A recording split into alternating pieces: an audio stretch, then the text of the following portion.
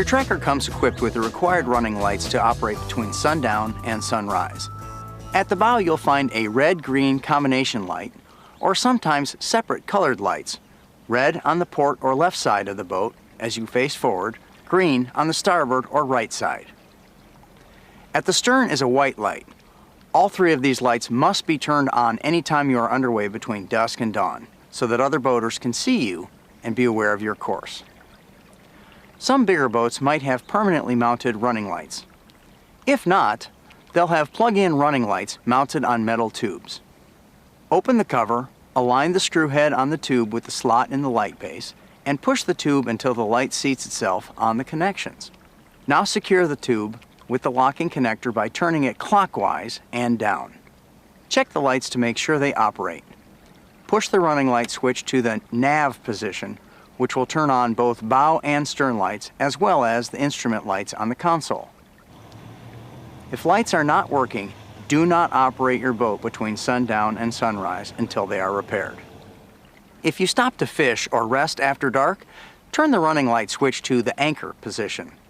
This turns off the bow lights, but leaves the stern light on so that other boaters can see you.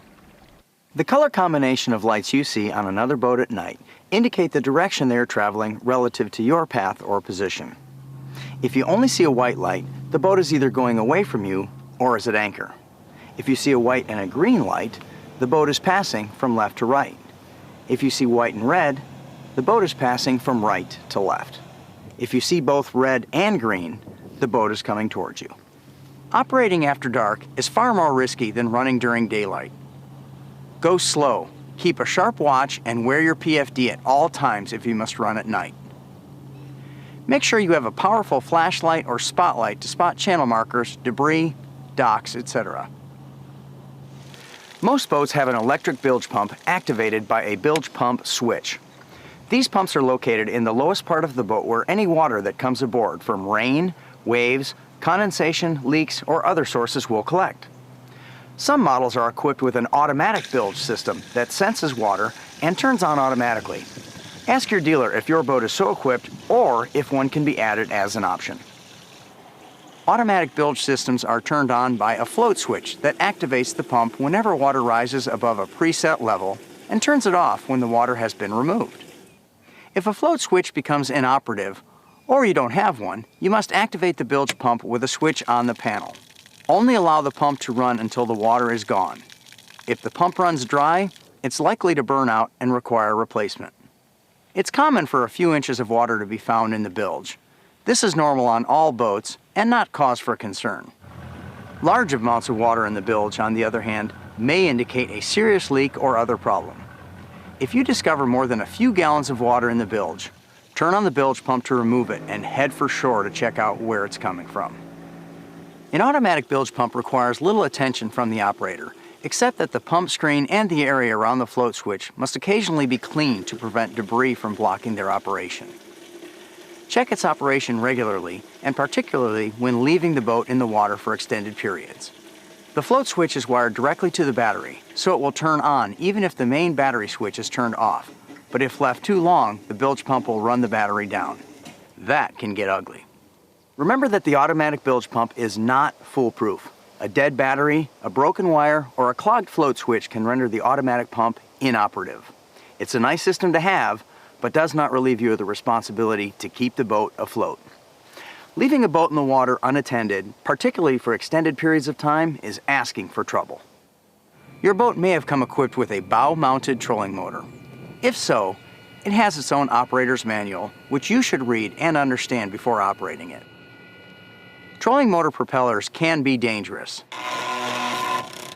Since most are operated by either a connected foot switch or a wireless remote, they can be inadvertently turned on at the wrong time.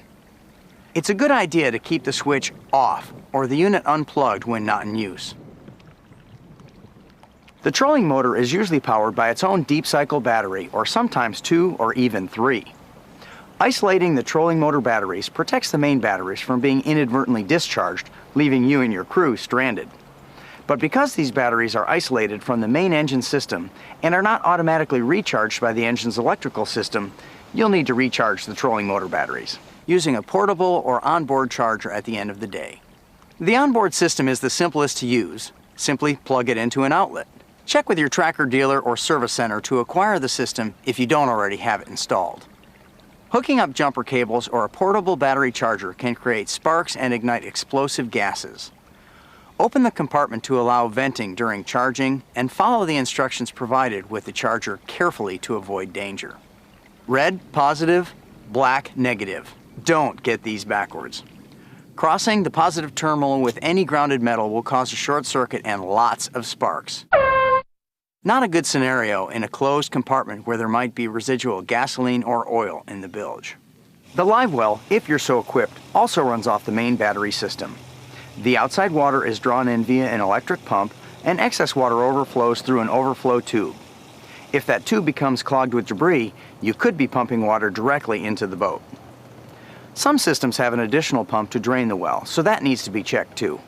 In fact, all hoses and clamps to and from the live well system should be checked regularly and replaced or tightened if necessary. Excessive live well operation without either charging the batteries or running the boat to charge the batteries could leave you with plenty of fish but no way to get them home. As you may have surmised by now, the battery system is pretty important to the operation of your boat. At least twice a year, check the fluid level and clean the terminals if necessary. Distilled water is best for refill, but remember to not overfill. Leave a little space for heat expansion. Your steering system will either be a cable-driven mechanical system or you might have hydraulic steering. Check for smooth and easy operation. Lubricate the cables monthly and check fittings for tightness on the mechanical system.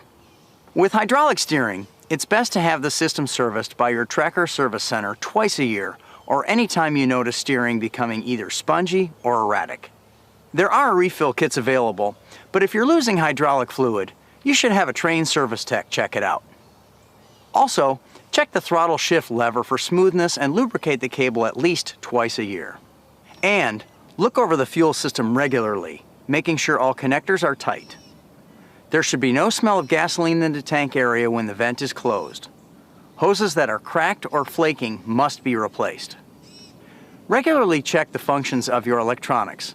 Some of these combo units with GPS and sonar can be pretty complicated, so make sure you're familiar with their features and their operation. Preferably twice a year, but at least once a year at the beginning of your boating season, your engine and systems will need a checkup and some routine maintenance. Follow the maintenance schedule that came in your owner's manual for items such as spark plugs, oil change and oil filter, fuel filter, impeller, lower unit oil, and overall lubrication.